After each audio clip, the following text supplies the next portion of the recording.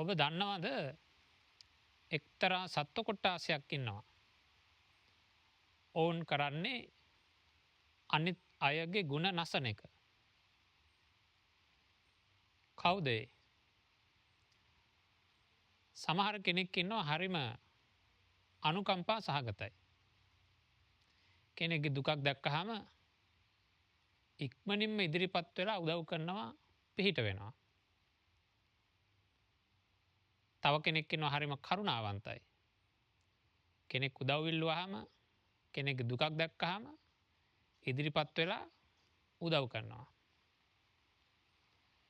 නමුත් කාලයක් ගියාම තේරෙනවා ඇත්තටම ඒ අය කරලා තියෙන්නේ මෙයාගේ අනුකම්පාවෙන්, කරුණාවෙන් අයුතු ප්‍රයෝජන ගත්තු එකයි කියලා.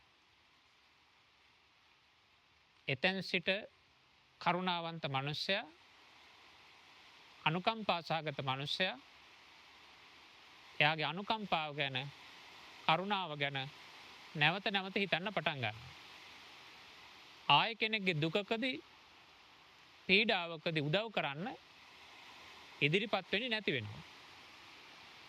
ඉතින් බලන්න ඔබටත් ඕනතරම් මුණ ගැහිලා ඇති ඔබේ අනුකම්පාවෙන්, ඔබේ කරුණාවෙන් අයුතු ප්‍රයෝජන ගන්න අය.